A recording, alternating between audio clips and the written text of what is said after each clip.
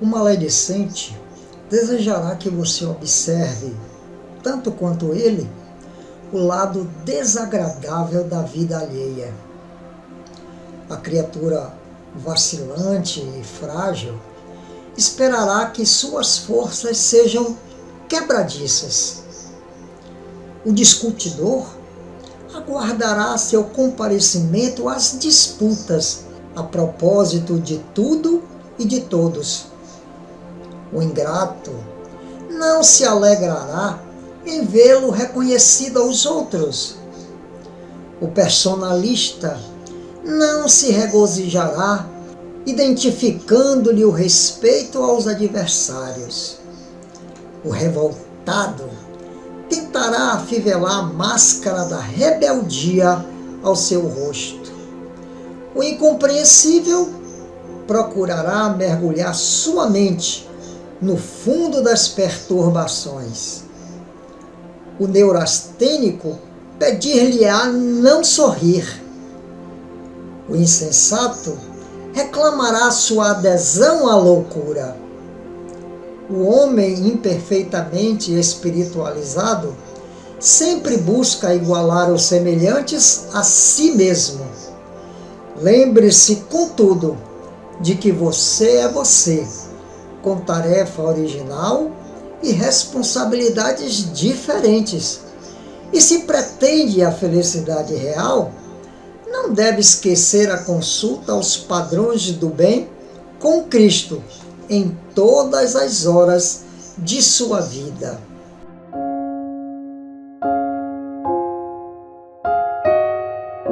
Do fastígio da esfinge e de Cnossos, de Tirinto, Nínive e de Micenas, as eras implacáveis e serenas fizeram cinza e pó.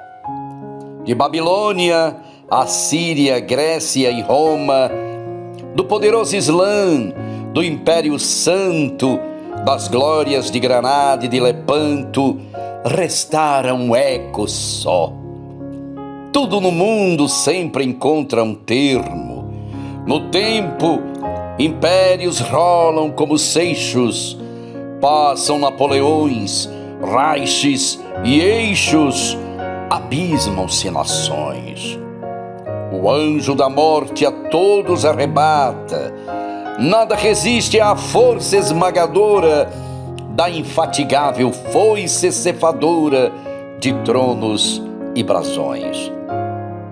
Dinastias, exércitos, colossos, tudo passou, de Cronos na escalada, Sidom, Cartago, a última cruzada, as galas de Alcalá. Alexandre, Pompeu, César e Crasso, estudando a doutrina espírito, esplendoroso Fausto Isabelino, o Rei Sol, os escárnios de Aretino, o Leão de Judá. Sim, tudo passa, vãs filosofias, prepotentes doutrinas de egoísmo, de Gobineau às trevas do hitlerismo, de Brutus aos colchões, as pretensões estultas e orgulhosas da ciência sem Deus, trágico engano, o terror que bebeu num gesto insano o sangue dos Dantons. Tudo passa no mundo, tudo passa, menos tu, Cristo Rei, Senhor das eras, tu que nos chamas, tu que nos esperas para a glória de Deus. Ó sublime pastor e excelso mestre, tu permaneces no teu trono de astros, e a ti iremos, ainda que de rastros, pois somos todos teus.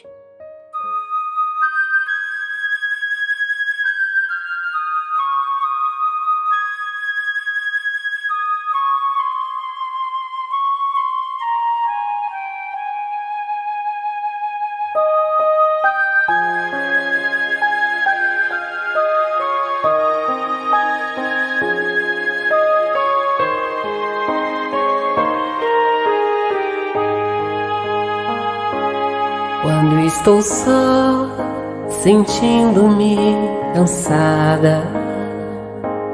Preocupações perturbam o meu coração. Então me acalmo, espero em silêncio Jesus chegar e sentar-se junto a mim. Neste momento tudo se transforma. Me sinto forte ao lado dessa luz.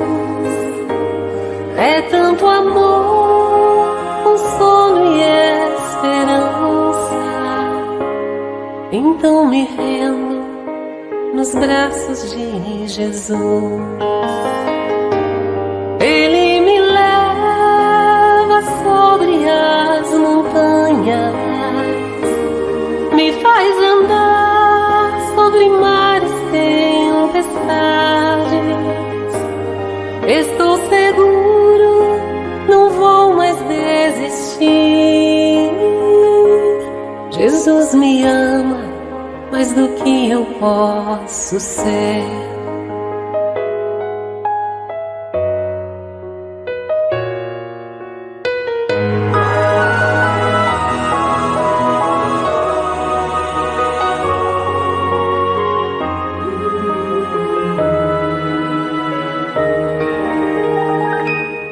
Quando estou só, sentindo-me cansada, preocupações perturbam o meu coração.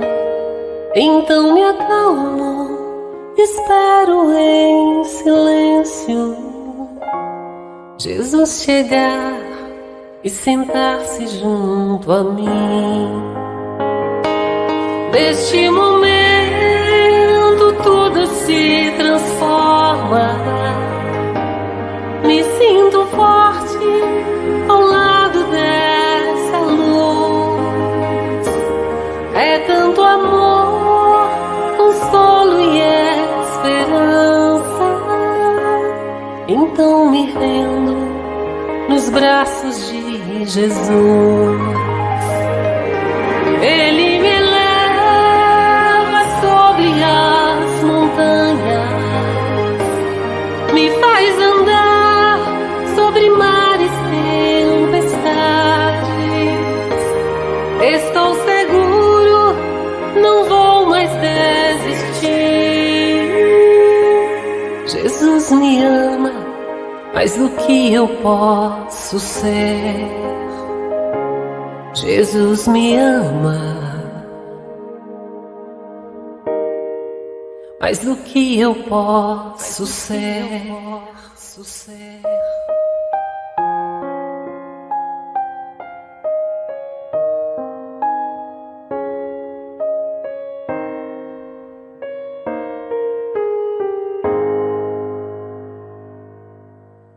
Caro internauta, saudações espirituais nesse momento que vivemos o sagrado, experienciando a música, a poesia, a crônica, o conto, e em especial, nesse momento, viajando pelo Sermão da Montanha. Esse é o nosso 4º programa relativo às bem-aventuranças. Com ele, encerraremos esta fase. Mas, claro, que todos nós podemos aproveitá-lo o mais frequentemente possível para sentir como anda o seu caminhar para Deus. Afinal de contas, as bem-aventuranças são uma antecipação, um prognóstico sobre o nosso futuro evolutivo.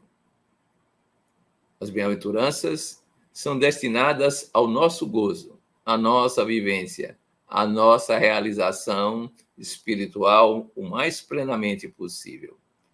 Pois bem, para dar continuidade a este momento, vamos viajar mentalmente.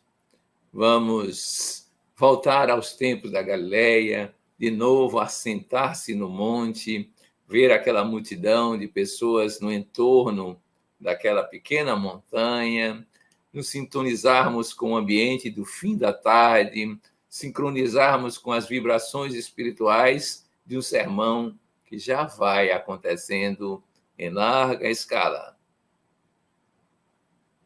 Pensemos, Jesus perpassa o olhar pela multidão, observa e sabe que ali há, de certa forma, embevecimento e conflito. Estão embevecidos com as revelações que ele está fazendo, mas cada um consegue vivenciar ao mesmo tempo a sua própria experiência espiritual evolutiva. E o que é que acontece?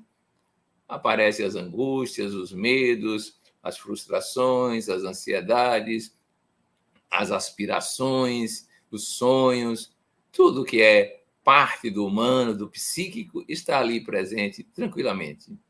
E ele então diz, neste olhar percussiente, bem-aventurados os pacificadores, porque serão chamados filhos de Deus.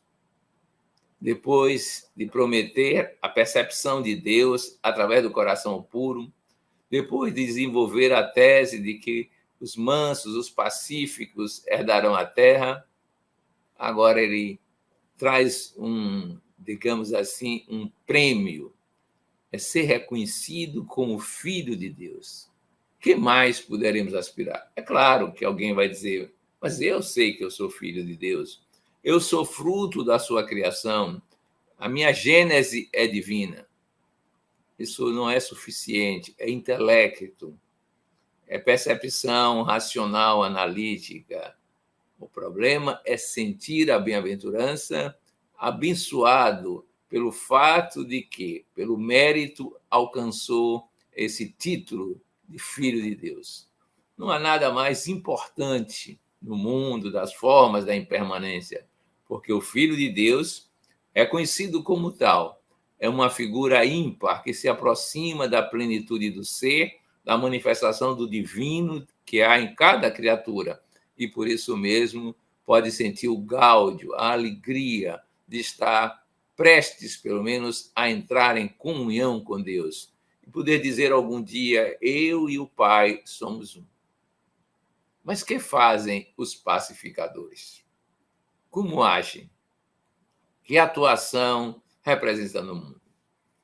Eu tenho a impressão que a primeira grande questão, ou a primeira grande ação, situa-se no fato de que ele tem uma aura que se espraia pelo ambiente, e ela própria, energética, que é campo biopsicomagnético, é capaz de acalmar as pessoas. O pacificador é um pacificado, é um manso, é um brando, e, portanto, ele já constituiu internamente esta possibilidade e que exterioriza pelo simples passar no caminho. Nós sabemos que as sombras, como diziam no passado, elas atingem a população. A sombra de Simão Pedro é lembrada como algo que cura. A sombra do pacificador, que nós chamamos de aura, é capaz de pacificar as criaturas numa linguagem não verbal. Não precisa dizer nada, não precisa acrescentar nada. Ele simplesmente consegue fazer essa pacificação. Mas quando ele fala, ele descobre nos litigantes possibilidades de contato.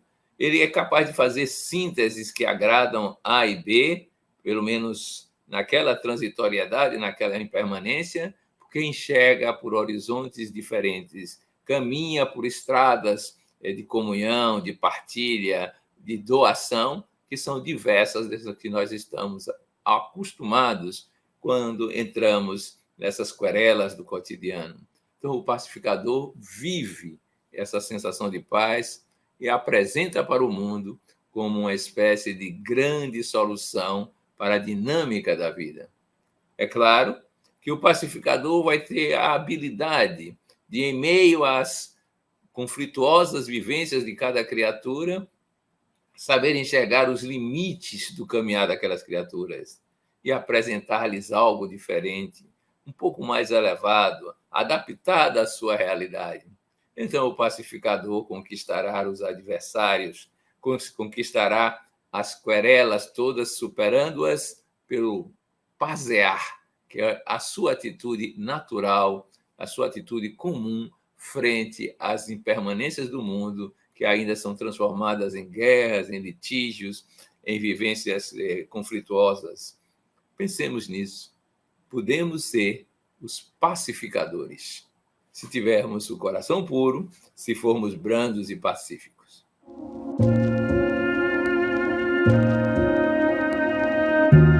O pequeno jardim em festa tremulava as rosas das conquistas silenciosas na alma, desabrochando em cada pétala a superação dos desatinos e loucuras de um passado de dor que ficava incrustado em tua alma, imaginando eu que tu já não eras mais o espírito trágico, mas alma redimida nas expiações ardorosas.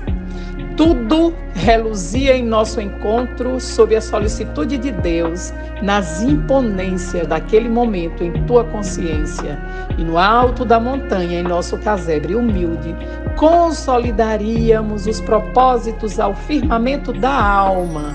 E por isso, preparei-te o banquete dos sentimentos, na mesinha singela da consciência tranquila.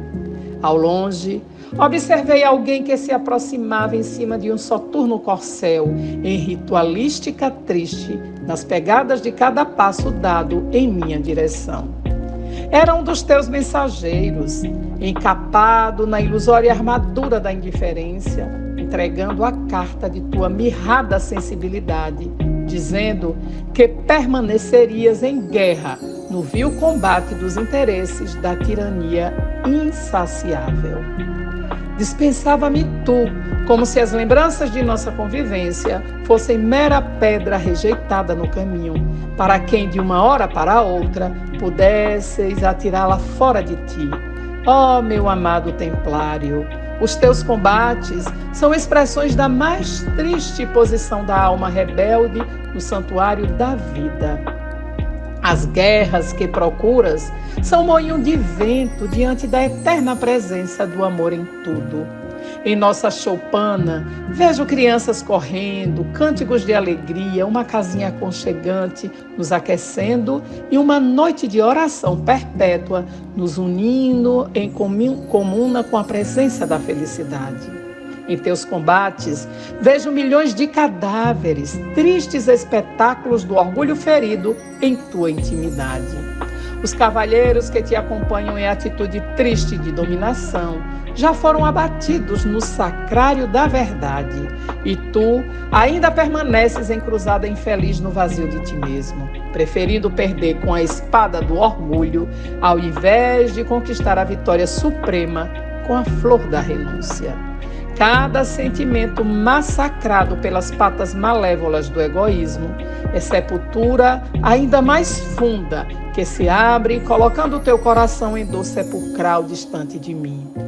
Vem, meu amado, tuas mãos já não precisam segurar quaisquer armas de sofrimento voluntário, pois eu te ofereço o cultivo de nossa lavoura e as brisas de nosso pomar. Enquanto vestires essa armadura da negação e permaneceres na guerra, em tortura vã de combater as soberanas leis do Criador, não poderei me aproximar de teu coração.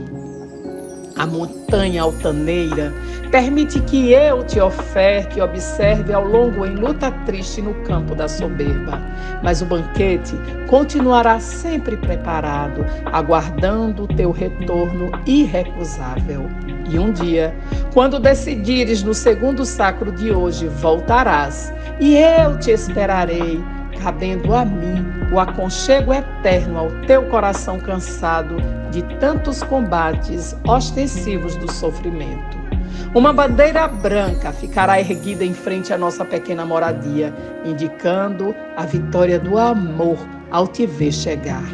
Que não demore esse dia, meu amado, pois a dor de tua ausência é também minha cota de lágrimas serenas a te aguardar. O espírito Humberto de Campos, em uma das suas narrativas impressionantes, nos traz uma cena que deveria ser muito comum nos tempos de Jesus. a incompreensão dos discípulos em relação aos verdadeiros objetivos da missão do Divino Mestre. Narra o nosso jornalista do além que certa feita Tomé, aquele que gostava de ver para crer, animava-se diante da possibilidade de ser Jesus aquele libertador tão aguardado por aquele povo. Por certo, este movimento pacifista que ali se elaborava culminaria em grandes embates, tais quais aqueles presenciados pelos judeus de todas as épocas, perpetrado por dominadores que insistiam em roubar-lhes os sonhos da derradeira libertação. Certamente, legiões de anjos desceriam, provavelmente dos céus, e pelejariam pela independência do povo escolhido. A multidão que se aglomerava em torno do mestre só lhe aguçava os sentidos, alimentando expectativas adormecidas que agora se viam em iminente possibilidade. Sentindo que a oportunidade surgia, revelar as suas inquietações, ao que o doce Galileu assim respondeu. Sem dúvida, explicou o Nazareno, o Evangelho é portador de gigantesca transformação do mundo. Destina-se, Tomé, à redenção das massas anônimas e sofredoras.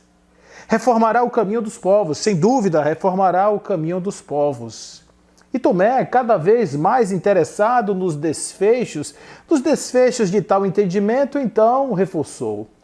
Trata-se, então, de um movimento revolucionário, não é isso, mestre? E diante dessa confirmação, o seu coração de criança animou-se em festa, afinal, teria aquele povo sofrido, enfim, agora encontrado o verdadeiro libertador?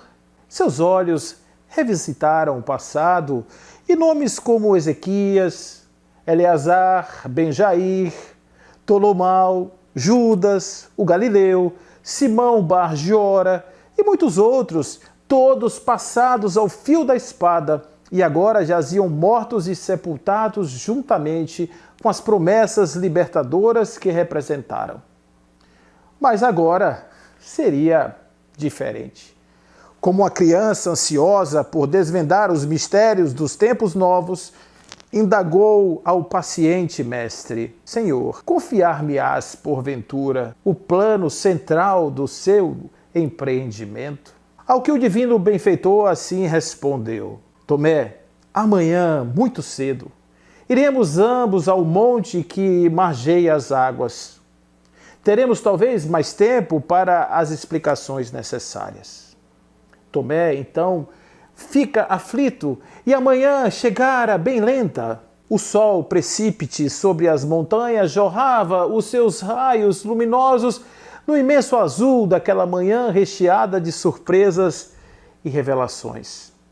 As flores abriam-se para receber o novo dia, exalando perfumes inebriantes para corações ressequidos de paz. O jovem Tomé, aflito, corria em direção à casa de Simão Pedro, encontrando o mestre já à porta, pronto a esperar por ele. Saíram em demanda das providenciais explicações. Mal aprumaram o passo na jornada, e eis que um homem caído na estrada se tornou alvo da atenção da equipe. O Messias parou e acercou-se do mísero, socorrendo-o. O que é isso? Bradou Tomé enfadado. Esse velho diabo é Jonas, borracho renitente. Para que ser ajudado? Amanhã, à mesma hora, ao mesmo lugar, ele estará caído do mesmo jeito, nas mesmas condições. Jesus, então, compreendendo a secura das palavras de Tomé e a cegueira que ainda lhe turvava a visão, ele redargui: Tomé, eu não te sinto acertado nas alegações. Ignoras o princípio da experiência de Jonas? Não sabes por que fraqueza se rendeu ele ao vício? Enfermo do espírito em estado grave? Seus sentimentos se agravam à medida em que mergulha no lamaçal, Tomé. Realmente, vive reincidido na lauta. Entretanto, não consideras razoável que o serviço de socorro exige também ato de começar? O aprendiz não respondeu, limitando-se a cooperar na condução do bêbado para lugar seguro, onde o caridoso amigo se dispôs a fornecer-lhe lume e pau. Quando atingiram, enfim, o objetivo, anoitecera de todo. As estrelas brilhavam distantes, achavam-se exaustos. Tomé mostrava os pés sangrentos, enxugou o suor copioso e rendeu graças a Deus pela possibilidade de algum descanso. A fadiga, porém, não lhe subtraíra a curiosidade. Erguendo para o Cristo o olhar indagador, ainda inquiriu: Senhor, dar-me-ás agora a chave da conspiração libertadora? Ao que Jesus, então, esclarece, sem vacilações: Tomé, os homens deveriam entediar-se de revoltas e guerras que começam de fora, que espalham ruínas e ódio por todo canto, crueldade e desespero, Tomé. A nossa iniciativa redentora verifica-se de dentro para fora. Nós já nos achamos em plena revolução evangélica e o dia de hoje, Tomé, com os abençoados deveres que nos trouxe, representa segura resposta à indagação que formulaste. Ante o discípulo desapontado, ele ainda concluiu: a ordem para nós não é matar para renovar, mas sim de servir para melhorar e elevar sempre. Tomé passou a refletir maduramente e nada mais perguntou.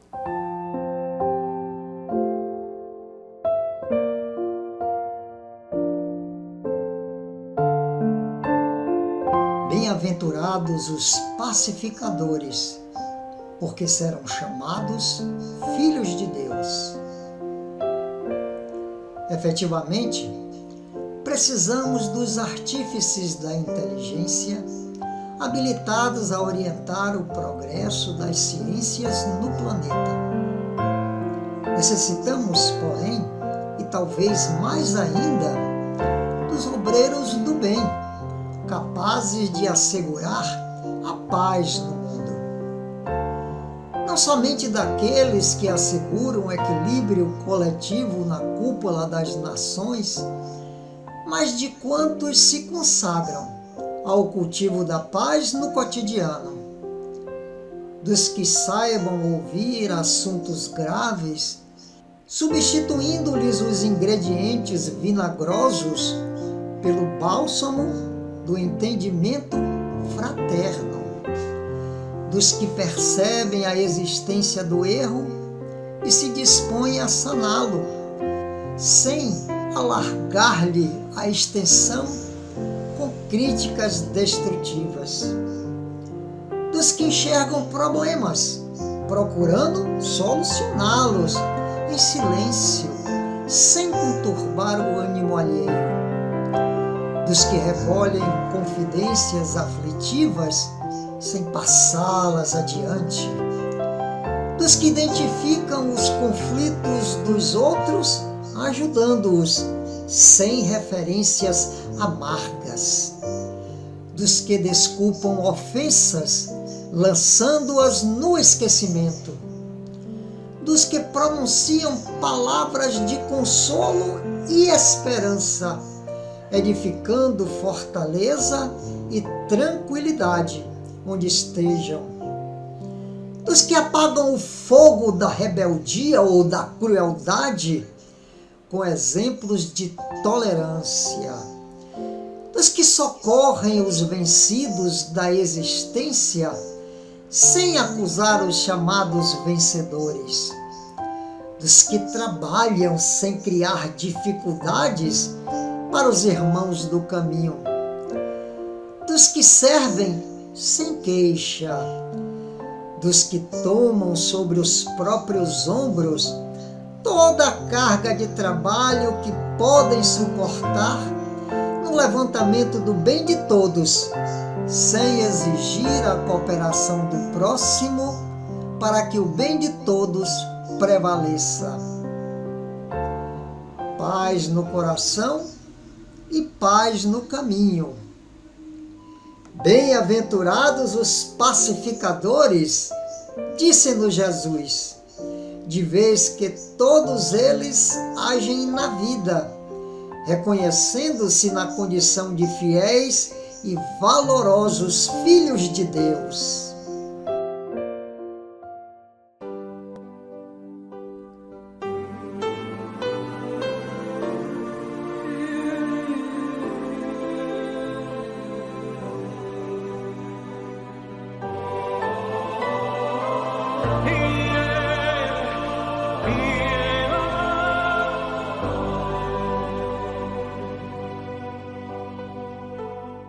Te ofereço paz, te ofereço amor, te ofereço amizade, ouço tuas necessidades,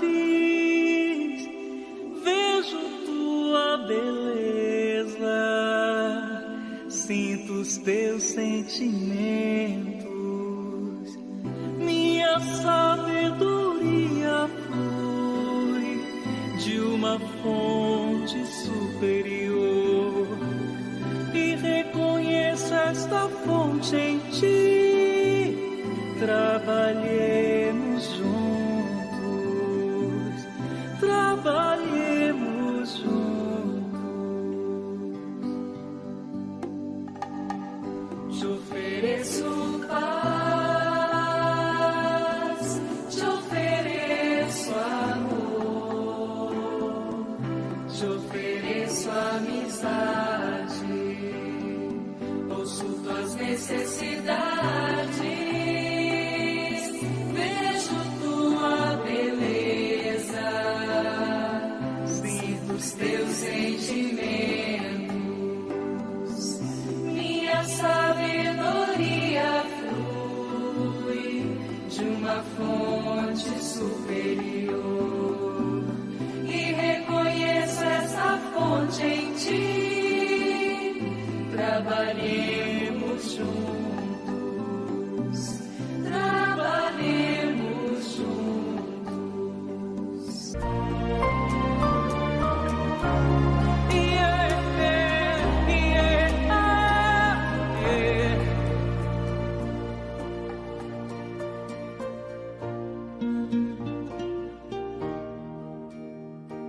Na tarde que se despede em cores matizadas, e o crepúsculo são luzes e sombras presentes naquele ambiente especial, Jesus então apresenta a última promessa.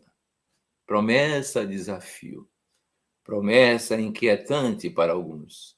Bem-aventurados sois vós, quando vos injuriares e perseguides por amor ao meu nome, porque grande é o vosso galardão no reino dos céus. Alegrai-vos e exultai-vos. Estranha comoção percorre aquele público. Como? Ao oferecer algo tão maravilhoso, tão fantástico, tão realizador, tão pleno de felicidade, seremos perseguidos, injuriados? Não receberão as nossas notícias de braços abertos, como quem acolhe uma premiação, como quem recolhe o fruto opimo, alguma coisa especial? Não, não será assim. Não será assim por um motivo muito prático, muito centrado na dinâmica da evolução. O Evangelho, as bem-aventuranças, fazem parte ainda do superconsciente, da zona dos sonhos, das aspirações, do vir a ser humano. E é claro que não poderão ser aceitos em primeira instância. E é o que ocorre sempre na chamada técnica da descida dos ideais. Algo superior se apresenta e isso, de certa forma, desestrutura o ambiente que está organizado de forma específica, com seus padrões, com suas normas, com as suas questões, resolvidas dentro de parâmetros bastante conhecidos. mas chega algo diferenciado e as bem-aventuranças estão fora da curva normal das vivências das pessoas e diz muita coisa diferente. É só recordar. Pobres de espírito. Quem quer ser pobre de espírito? Nem a linguagem é inteligível. Consolados os que choram. Fome e sede de justiça sendo saciada. Tudo isso parece estranho a quem vive um mundo de lutas, de confrontos, de tentativas de possuir o máximo para poder garantir a sua longevidade com certa satisfação, ou viver hedonisticamente o seu consumo de prazeres para imediatamente sentir a realidade possível daquele instante, que é inteiramente transitória. Mas é o costume, é a época, é a situação evolutiva. É claro que essas greys, essas comunidades, essas civilizações, ao ouvirem esse tipo de ensinamento, dirá: isto é uma heresia. Isso contraria todas as nossas normas vivenciais, todo o nosso conhecimento. Isso vai de encontro às leis vigentes. Isto é um perigo para a estabilidade da civilização. E rejeitará. E o pacificador, então, o homem do Evangelho, a criatura que está vivendo as bem-aventuranças, será injuriada, perseguida. Às vezes, em primeira instância, simplesmente ignoram. Depois, atacam. Mostrando pontos fracos, pontos negligentes, ou criando fatos inverossímeis sobre aquele personagem. Em suma, é preciso destruí-lo, é preciso afastá-lo do mundo, é preciso retirá-lo do circuito de alguma maneira. Não foi assim que fizeram com os profetas, não foi assim que fizeram com João Batista, não foi assim que fizeram com o Cristo. Preciso destruí-lo. Mas com o tempo, aquela mensagem, mesmo que o personagem que a trouxe seja apagado, na dinâmica do corpo físico, é como se ela tivesse sido uma semente que parece morrer no subsolo para emergir logo a seguir como uma árvore frondosa que cresce em direção àquela realização plena que será a hora da frutificação. Então, não há que se esperar o aplauso das multidões, porque ele é o inverso da qualidade das ideias. Quanto mais profunda a ideia, quanto mais evoluída a ideia, menos aplauso haverá. Só o tempo, só a dinâmica da evolução é que reconhecerá a criatura humana experienciando esse tipo de viver e dizendo: ele era um grande homem, ele era um profeta, ele era alguém que produzia o futuro trazendo para o passado, já que o passado agora será superado por esse tipo de vivência, como é apresentado no nível do tradutor das lições de Deus no mundo. Por isso, a perseguição, a injúria, é motivo de alegria, é motivo de sensação de júbilo. Daí, exultai e alegrai. Estamos no caminho certo quando isto ocorre.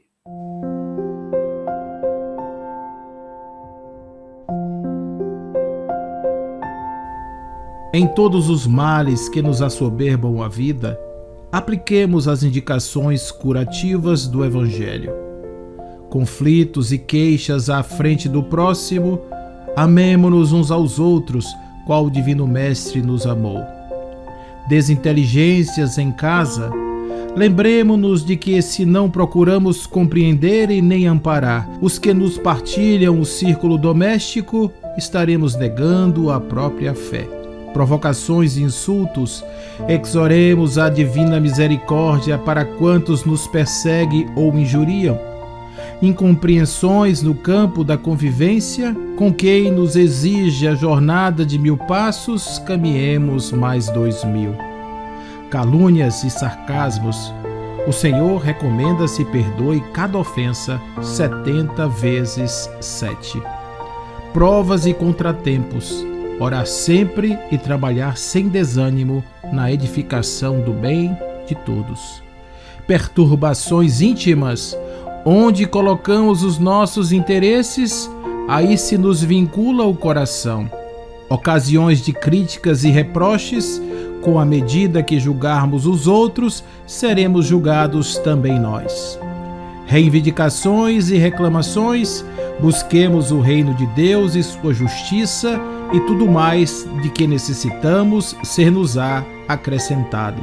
Adversários ferrenhos ou implacáveis, amemos os nossos inimigos, observando que lições nos trazem eles, a fim de que possamos aproveitá-las, porque se amamos tão somente os que nos amam, que haverá nisso demais?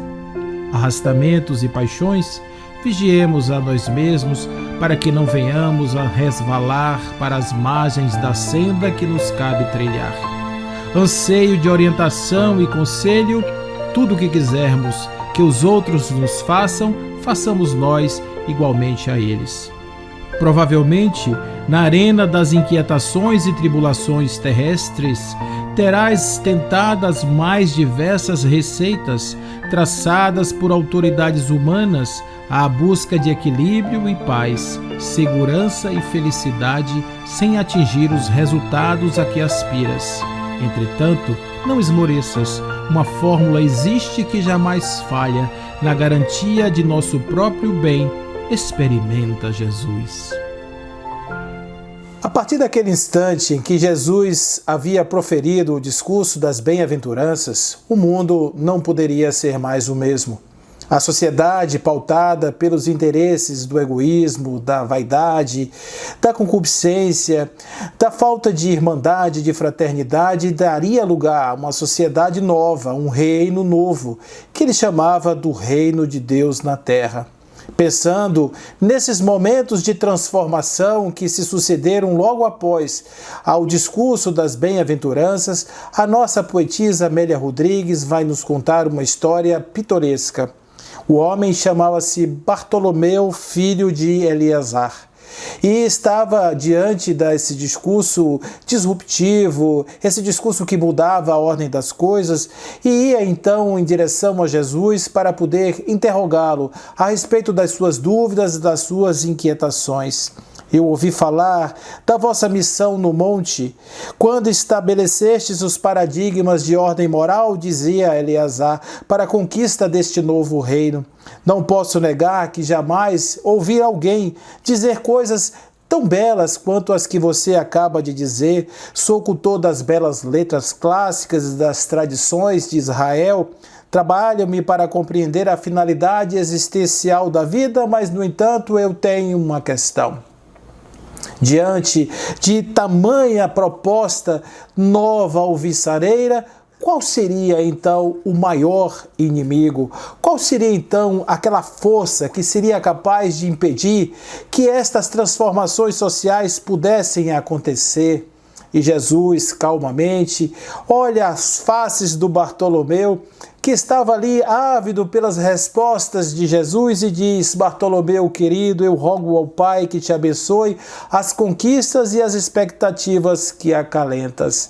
Interroga quais são os maiores e mais perversos adversários do ser humano, como e onde combatê-los, e eu te direi que todos se encontram no imo do ser e trabalham ali pela infelicidade. Quando Jesus traz esse discurso para o nosso querido Bartolomeu, ele está anunciando das dificuldades que haverá entre aquilo que é proferido, aquilo que é palavra, aquilo que seriam os seus discursos posteriores. Os discípulos não mais poderiam tergiversar, eles não poderiam mais simplesmente esquecer de todas as palavras que estavam sendo ditas, dos versos, dos verbos acalentadores, dos discursos das bem-aventuranças. Eles deveriam espalhar essa mensagem a todo canto, deveriam ser os transformadores da realidade que lhes cercava e, acima de tudo, serem os artífices de si mesmos. Seriam aqueles que iriam mudar-se a partir das perspectivas novas e alvissareiras maçareiras apresentadas pelo Consolador. E Bartolomeu seria, sem dúvida nenhuma, um desses homens. Porque o homem carrega dentro de si as pedras, os fardos da intolerância, os fardos da maldade, carrega ainda aqueles vícios atávicos dos tempos passados em que ele precisava lutar com o outro para sobreviver. Ele ainda carrega uma ideia diminuída, reduzida de si mesmo, achando que o outro é sempre o seu oponente, que para que ele possa ter um lugar na vida, um lugar no espaço, ele precisa tirar de alguém, que ele precisa sempre estar em busca de algo que não lhe pertence, que o seu reino íntimo é uma quimera, é apenas uma abstração das religiões, aquilo que foi colocado para o entorpecimento da alma, puro e ledo engano, nada mais distante da realidade, porque nós somos esse manancial de Deus, essa capacidade imensa que Jesus aqui apresenta para Bartolomeu. Mas, ao mesmo tempo, nós somos os sicários de nós mesmos, somos aqueles que nos atrapalhamos nas nossas dúvidas, nas nossas inquietações, nas nossas incertezas. Por causa disso, os discursos das bem-aventuranças ecoam leves apenas em nossa alma, como versos bonitos proferidos pelo grande mestre Jesus, mas que ainda não tem espaço no nosso mundo íntimo. Jesus traz que é no coração, que é no cerne da alma humana que nós devemos acalentar todas aquelas palavras para que o egoísmo não se instale, para que o egoísmo não tome lugar, não tome assento e assim sendo o homem possa se libertar dos seus apegos doentios, daquilo que faz com que ele simplesmente atrapalhe o seu passo. A inveja e a maledicência, o ódio, o ciúme, a ambição desmedida, o ressentimento são tiranos da alma que impedem o avanço do ser pela estrada da evolução, gerando tormentos inomináveis. O homem e a mulher, conclui a nossa querida poetisa, que pretendem ser realmente felizes e anelam por conquistar o planeta Terra, devem superar esses algozes impertinentes que vivem no mundo íntimo e que são desafiadores e renitentes. Não disse mais nada e apenas aquietou-se. Estava ali a brisa agora, soprando suave sobre todos e Bartolomeu, compreendendo as mensagens que havia recebido, onde se homiziavam como poderiam e deveriam ser combatidos todos aqueles males inimigos da alma. A noite então prossegue. Depois desta compreensão do nosso companheiro, o mestre se levanta e volta à intimidade doméstica, onde todos o aguardavam. Hoje, o código soberano exarado no monte em frente ao mar da Galileia permanece como diretriz de segurança para todos aqueles que anelam pela felicidade real. Naquela noite, Simão Pedro trazia à conversação o espírito ralado por extremo desgosto. Agastara-se com parentes descriteriosos e rudes. Velho tio acusara-o de dilapidador dos bens da família e um primo ameaçara esbofeteá-lo na via pública. Guardava, por isso, o semblante carregado e austero. Quando o mestre leu algumas frases dos sagrados escritos, o pescador desabafou. Descreveu o conflito com a parentela e Jesus o ouviu em silêncio. Ao término do longo relatório afetivo, indagou o Senhor: "E que fizeste, Simão, antes as arremetidas dos familiares incompreensíveis?" "Sem dúvida, reagi como devia", respondeu o apóstolo veemente. "Coloquei cada um no seu próprio lugar. Anunciei sem rebolsos as más qualidades de que são portadores. Meu tio é raro exemplar de sovinice e meu primo é mentiroso contumaz. Provei perante numerosa assistência que ambos são hipócritas e não me arrependi do que fiz." O mestre refletiu por minutos longos e falou, de maneira muito compassiva: "Pedro, que faz um carpinteiro na construção de uma casa? naturalmente trabalha, redarguiu o interpelado irritadiço. Com que tornou o amigo celeste bem-humorado, usando ferramentas. Após a resposta breve de Simão, o Cristo continuou. As pessoas com as quais nascemos e vivemos na terra são os primeiros e mais importantes instrumentos que recebemos do Pai para a edificação do reino do céu em nós mesmos. Quando falhamos no aproveitamento deles, que constituem elementos de nossa melhoria, é quase impossível triunfar com recursos alheios, porque o Pai nos concede os problemas da vida de acordo com a nossa capacidade de lhes dar solução. A ave é obrigada a fazer um ninho, mas não se lhe reclama outro serviço. A ovelha dará lã ao pastor, no entanto, ninguém lhe exige o agasalho pronto. Ao homem foram concedidas outras tarefas, quais sejam a do amor e da humildade, da ação inteligente e constante para o bem comum, a fim de que a paz e a felicidade não sejam mitos da terra.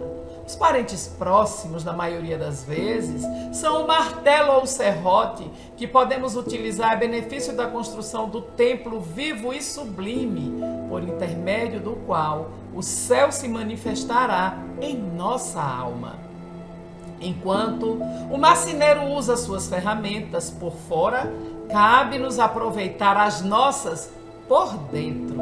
Em todas as ocasiões, o ignorante representa para nós um campo de benemerência espiritual. O mal é desafio que nos põe a bondade à prova. O ingrato é um meio de exercitarmos o perdão. O doente é uma lição à nossa capacidade de socorrer.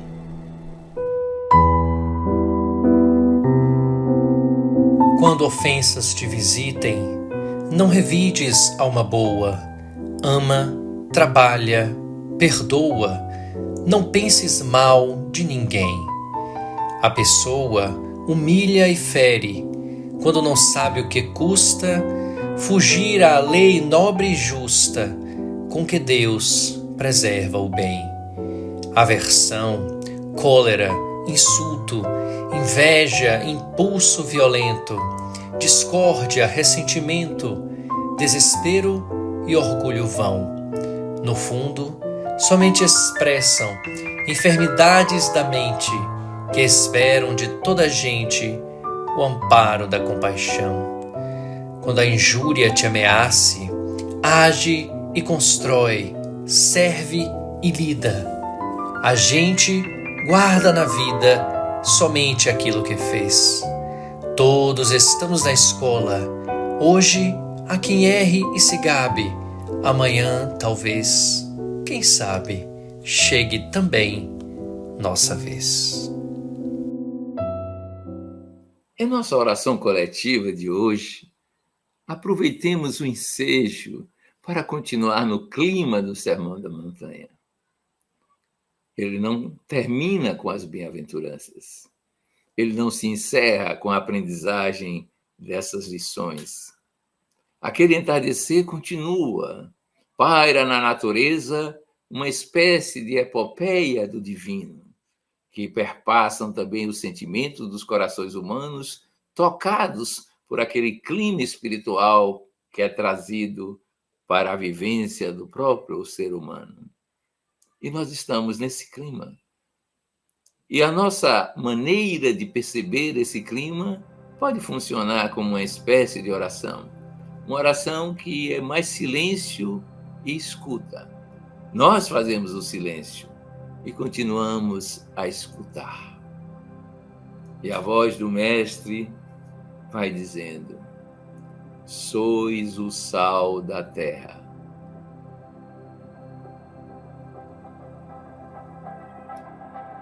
Sois a luz do mundo. Não cuideis que eu vim destruir a lei. Ide e reconciliai-vos com o vosso irmão. Não cometais adultério, nem escandalizeis. Não resistais ao mal.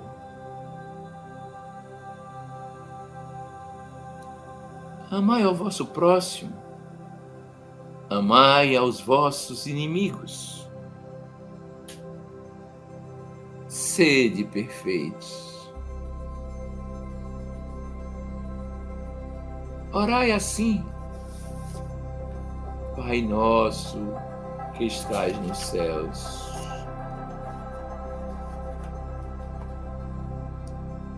não ajunteis tesouros na terra. Olhai os lírios dos campos e as aves do céu.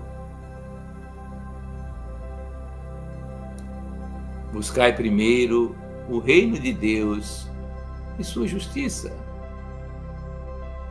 Pedi e dar-se-vos-á.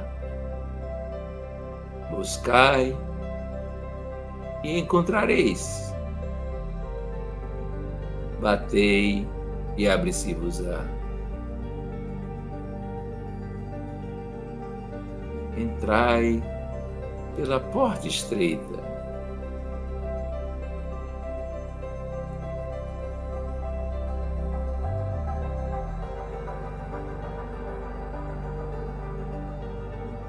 Que possamos viver, então, essas bem-aventuranças nos dias por vindouros, pelo menos como farol que ilumina os nossos passos.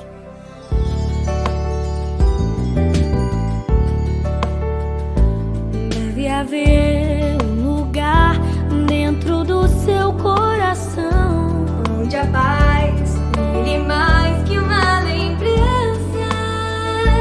Sem a luz que ela traz, já nem se consegue mais encontrar o caminho da esperança. Senta, chega o tempo de jogar o pranto dos homens, se fazendo irmão e estendendo a mão. Só amor, tudo que já se fez. E a força da paz junta todos outra vez. Venha, já é hora de acender a chama da vida e fazer a terra inteira feliz.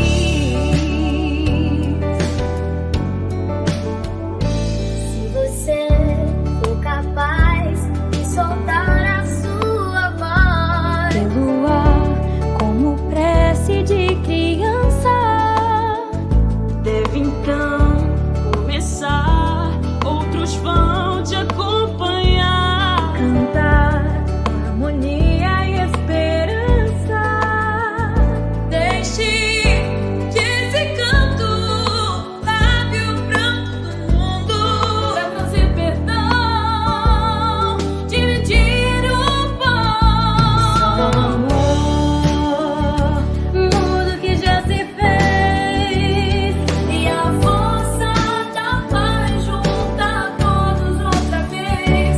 Venha, já é hora de acender a chama da vida e fazer a terra inteira feliz. Muita dor e sofrimento em volta a gente ainda tem, pra manter a fé e o sonho dos que ainda vêm. A lição do futuro vem da alma e do coração, pra buscar a paz, não olhar pra trás, com amor. Se você começar, outros vão te acompanhar e cantar com harmonia e esperança. Deixe que este canto lave o pranto do mundo e trazer perdão. E dividir